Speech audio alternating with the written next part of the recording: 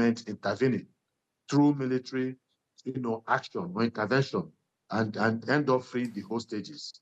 So for you, when you say you do not negotiate with terrorists, in Nigeria, it's just hypocritical. It's as simple as that. The government has not shown their.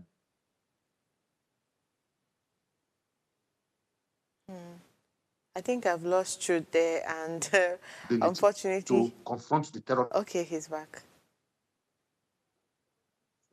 And just like Johnson, oh, sorry, can you hear me? Come back. I can hear you, sir. Hear me? Yes, and just like Johnson is saying, we know that there have always been exchanges between the bandits or terrorists or kidnappers and then the loved ones of the victims. And when the government tells you your relative or your relation has been kidnapped and the government says you cannot negotiate with them, what the government is saying is that give up on your loved one because he's not going to come back alive. And so if government is not able to live up to that responsibility, the relatives have to live up to that responsibility of keeping their kidnapped relative alive, and that is to negotiate with the kidnappers. There are no two ways about it.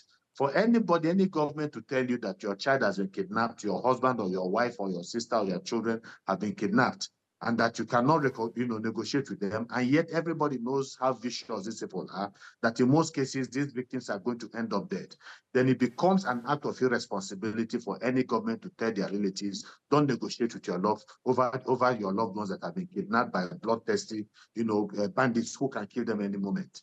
So it is not unrealistic, but like I said, all of these things stem from the fact that the Nigerian state is failing. It's failing its citizens. And the more we fail, the more we lack the ability to bring these people to order, the more they grow in perfidy, the more they grow in the ability to cause more chaos and anarchy in the country. And that is something that all hands must be on deck.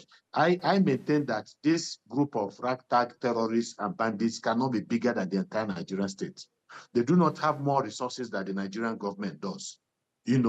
Especially when you combine these resources with the resources, not just at the federal level, the state level and local government level. So why have they shown that, giving the impression that we cannot, curtail them? And they are also not much more, do not have more abilities than the Nigerian army. So I think that the problem of the army is also a political issue. They are not equipping them enough. They are not giving them all the wherewithals that are needed to actually take on these people and defeat them.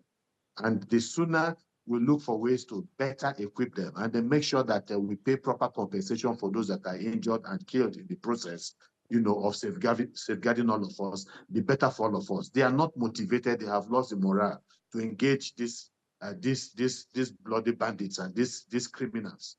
So, and because the issue is, what am I fighting for?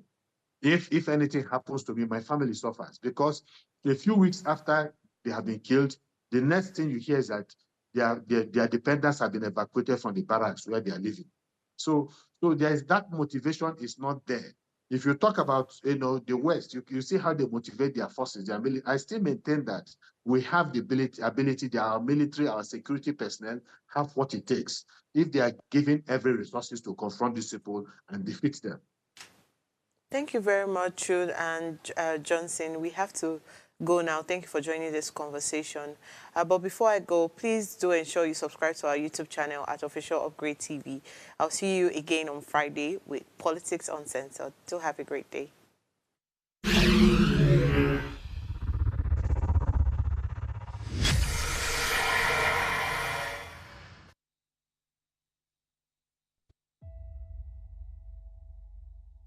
I describe myself as a polyhumanitarian, someone who believes politics should be rooted in love for country and empathy for its people.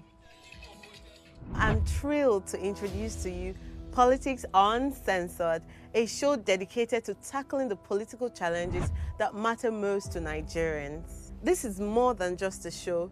It's a space for honest, unfiltered conversations about the issues that shape our nation.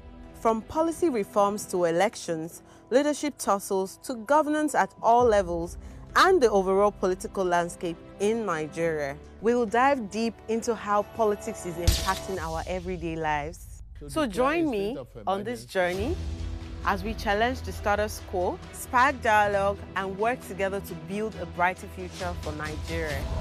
Let's make our voices heard and drive the change we deserve.